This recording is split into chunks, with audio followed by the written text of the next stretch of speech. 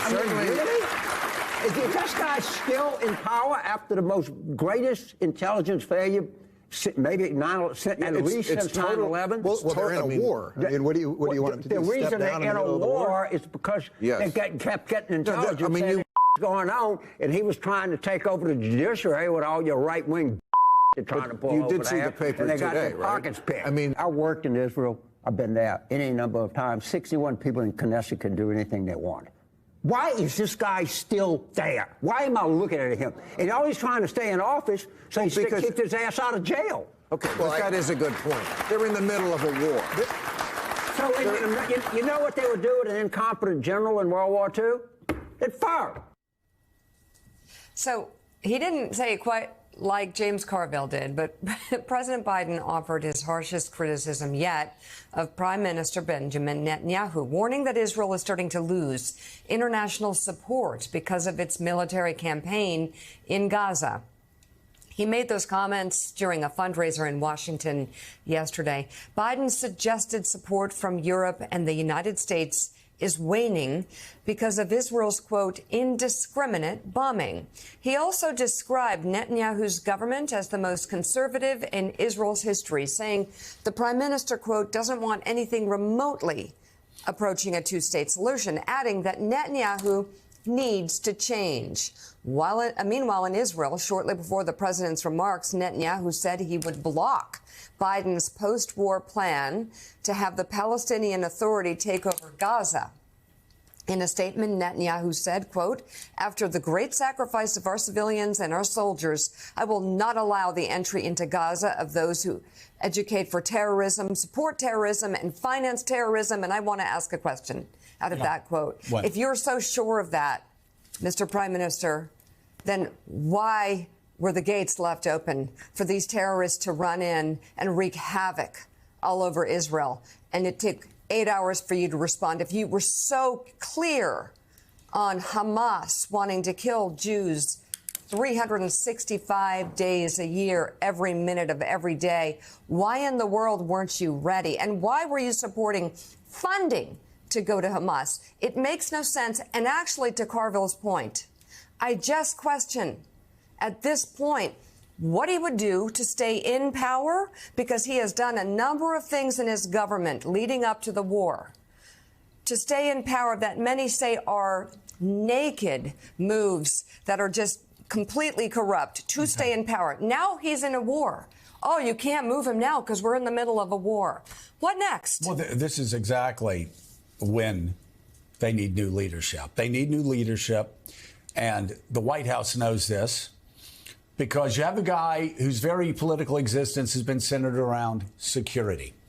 And so this is a guy that oversaw the greatest failure of intelligence in Israeli history, led to more deaths because of his intel failure of Jews than any time since the Holocaust.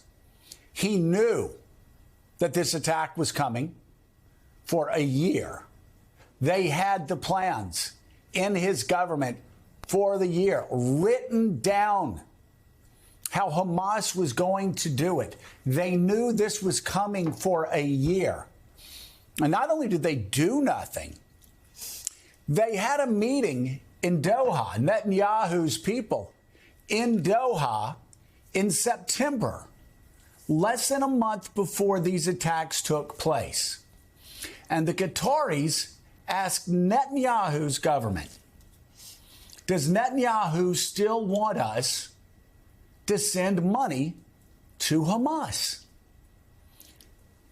And Netanyahu's government said, yes. Well, come on. Yes, please keep sending money to Hamas. Keep funding Hamas. The Israelis, the Netanyahu government, had been in on Doha funding Hamas. You know, we sit back and we're like, oh, my God, what in the world is Qatar doing? They're supposed to be our ally. And then we find out in the New York Times 2 days ago that actually it's Netanyahu who's telling Hamas to keep funding Hamas. Israel to keep funding Hamas. Israel to keep funding Hamas.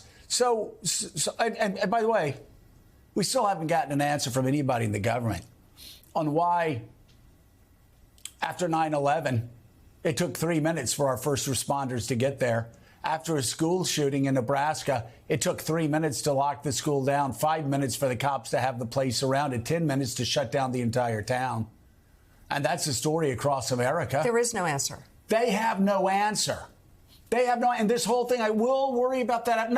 No, this is what we keep getting told.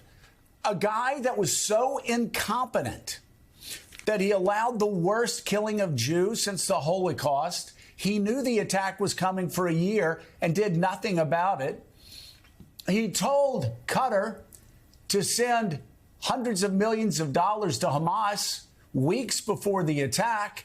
And then when the attack came, he didn't do a damn thing for 8 hours while women were getting raped, while concert goers were getting butchered, while old women were being taken hostage. Live on Facebook? While young boys were seeing their parents shot dead.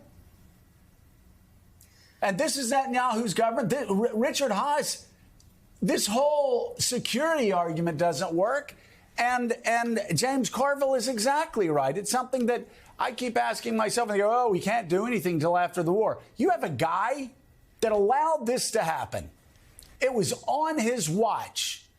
He asked Doha to fund Hamas. His government waited 8 hours to go down and answer the calls of women being raped and children being gunned down. And he's saying, we got to get through the war. No, he's incompetent. And the Israelis don't even like him. They want him out. The question is, when are they going to get the guy responsible for the worst killing of Jews since the Holocaust out and bring in responsible leadership that the United States can work with? The sooner the better, but not necessarily soon, Joe. It's one of the incentives Bibi Netanyahu has to continue the war, is he continue to make the argument we can't change horses in the middle of it. So the real question... But we're here. He's trying to stay out of because jail. of him, Richard. I understand, that Joe. argument The question doesn't is... make any sense. It's kind of like if I said I burned down my house, and then I go in, or I burn down your house. Yeah. And then as it's burning down, I'm walking in and I'm throwing some buckets on there, and you go, let's get the fire department. I go, Richard, let's take care of your burning house first before we call in the fire department. But, Joe, what this is about is right now he's got a majority in the Israeli Knesset, in their parliament, and these people agree with him on one big thing. They do not want a Palestinian state. They want the settler movement to continue. They like the status quo. They couldn't care less about Gaza. They just want to fence it off. What they want to do is avoid a two-state solution. They want to continue to populate the West Bank. They do not want in any way to meet the Palestinians halfway. So what was interesting about yesterday is we ripped the Band-Aid off a little bit. The Biden administration and Netanyahu, essentially it's clear. We see things fundamentally different as to where this needs to go. The plan for Israel right now is a prolonged occupation. They have no alternative to Israel being in Gaza open-ended because they don't have anyone else to hand authority to run the place, to secure Richard, the place. if the President of the United States asked you, what do? Do we keep funding Netanyahu to let him continue bombing indiscriminately without trying to figure out a less painful way? Because... And conveniently, he can avoid the charges against him. I've talked to people in this administration. I talked to people in the Trump administration. I talked to people in, just like you, in the Obama administration and every administration. And they all say that we prop up Israel. We prop up especially Netanyahu. He's incompetent. And so we prop him up. So how long does the United States prop Netanyahu up? Not Israel. We support Israel. But how long do we prop up Netanyahu as he damages not only Israel's reputation across the globe, but damages ours? I agree, and the Biden administration has to be really careful here because we're beginning to look like enablers. We begin to look feckless. We criticize Israel every day. We get ignored every day. What can we do? Let me suggest three things, and I'm comfortable with, particularly with one. One is in the UN. We can stop giving Israel pretty much an unconditional veto. Why isn't the United States introducing resolutions of its own that it believes in. Secondly, we've got to look at what kind of military support do we give Israel. Now, Israel faces real threats, Iran and other places, but do they necessarily need certain types of ordnance that, when used in Gaza, kills an awful lot of civilians? Maybe not. Third and most important, Joe, here's what I would do. I would right now have the United States not wait for Netanyahu. I would take the diplomatic initiative. 30-odd years ago, the United States under George Herbert Walker Bush, we convened the Madrid Peace Conference. I would do something like that now. I would have the United States working with the Arabs, working with the Europeans, maybe even bring in China. I would have an international effort right now to talk about how do we secure Gaza and how do we restart a diplomatic process in the Middle East. You'd invite Israel to it, but basically tell the Israelis, we are going to get going with diplomacy because this ain't working. What this is a warning shot that having a vacuum of diplomacy is dangerous. We are going to get going. We want to do it with you, but if need be, we are going to launch this as required. I would basically take the initiative.